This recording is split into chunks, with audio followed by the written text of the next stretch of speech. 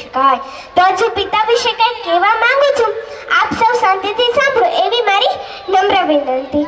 આપણે સૌ જાણીએ જ છીએ કે દરેક કવિઓ તેમજ લેખકો એ માં અને માતૃત્વની ઉપમા આપી છે, પરંતુ ક્યાંય પણ અને ક્યારે પણ પિતા વિશે ઉપમા આપી નથી કે તેના વિશે લેખ પણ લખવામાં આવ્યો નથી.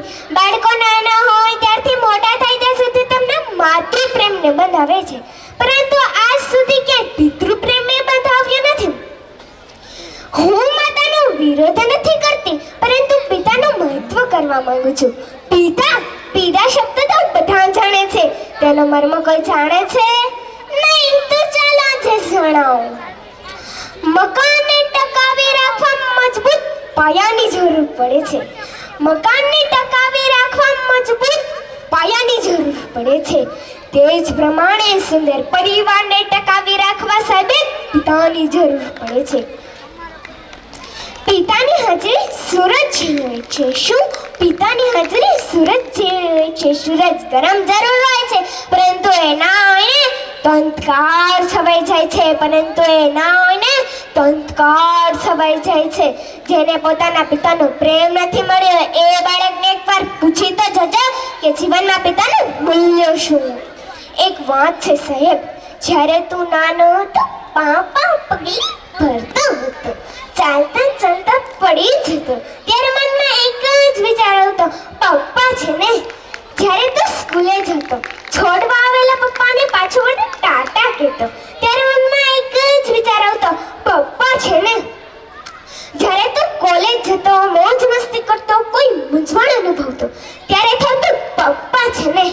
પણ તારા લગ્ન બાદ તારી પત્નીના કહેવાથી તે તારા પપ્પાને વૃદ્ધાશ્રમમાં મૂકતા પહેલા તને એકવાર પણ કેમ વિચાર ન આવ્યો કે પપ્પા છે ને? બસ અહીં બેસેલ તમામને મારી એટલી જ વિનંતી કે તમે તમારા માતા કે પિતાને ક્યારેય વૃદ્ધાશ્રમમાં ના મૂકતા, કારણ કે એ છે ને ત્યારે જ તમે છો. તેમના વગર તમારું કોઈ અસ્તિત્વ નથી. માં ઘરનું ગૌરવ છે ને તો પિતા ઘરનું અસ્તિત્વ છે. આપણે પડી જઈએ કે ઠોકર વાગે ને ત્યારે આપણા મોંમાંથી ઓ માં એમ નીકળે છે, પરંતુ જ્યારે રસ્તો પસાર કરતા હોય ત્યારે ટ્રક પાસે આવીને અચાનક બ્રેક મારે ને તો આપણા મોંમાંથી ઓ બાપરે એમ નીકળે છે. નાના સંકટોમાં માતા યાદ આવે છે, જ્યારે મોટા સંકટો આવે છે ને ત્યારે પિતા યાદ આવે છે. મારા પપ્પા મારા જીવનના સાચા હીરો છે. તે બહારથી ભલે કડક લાગે પણ અંદરથી તેમનું હૃદય કોમળ છે. પણ હું એ કહેવા માંગુ છું કે મને મારા પપ્પા કરતા આ સાંજ વધારે ગમે છે. કેમ કે પપ્પા ફક્ત મારી માટે સારા રમકડા જ લાવે છે, જ્યારે આ સાંજ તો મારા પપ્પાને લઈને આવે છે. પિતા એક એવી વ્યક્તિ હોય જેના પડછાયામાં દીકરીઓ રાજ કરતી હોય છે.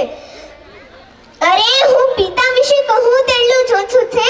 તેની માટે મારી પાસે શબ્દ ખૂટે, પરંતુ સમયની મર્યાદાને ધ્યાનમાં રાખીને અહીં હું મારી વાણીને વિરામ આપતા પહેલા પિતા અને દીકરીના પ્રેમને રજૂ કરતી કૃતિને આવકારવા માંગુ છું. તો એ લઈને આવે છે અમારી શાળાના નાના ભૂલકાઓ. તો આપ સૌ તેમને તાળીઓથી વધાવશો. Thank you. જય શ્રી કૃષ્ણ. વાહ વાહ, સરસ મજાની પાનેરા દિશાબેને બહુ સરસ મજાની વાત કરી. ચાલો ભૂલકાઓને માણીએ.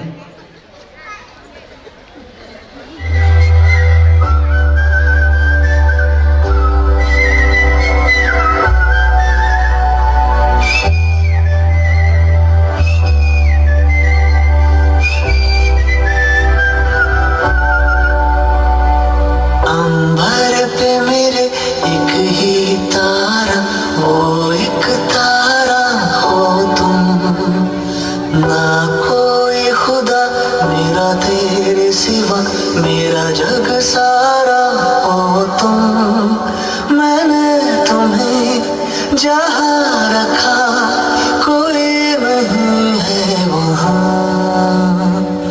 पापा मेरी जान हरदम रखना, अब हाथ ये सर पर तुम. पापा मेरी जान मेरे संग चलना, हर पत्थर तुम ही पे तो ठहरते हैं ये रास्ते मेरे लिए।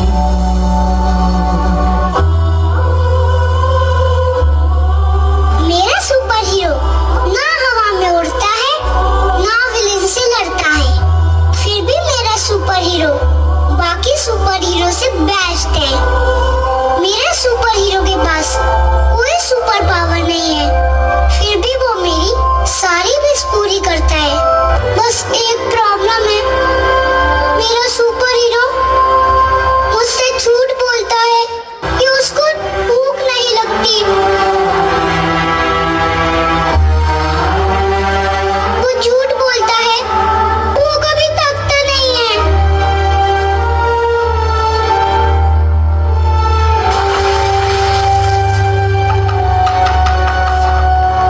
पर वो यह सब मेरी खुशी के लिए करता है। I love my daddy, my super hero.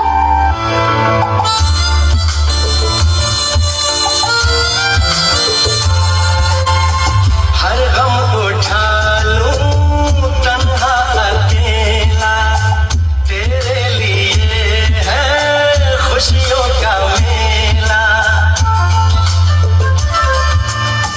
हर गम उठा लूं तन्हा अकेला, तेरे लिए है खुशियों का मेला।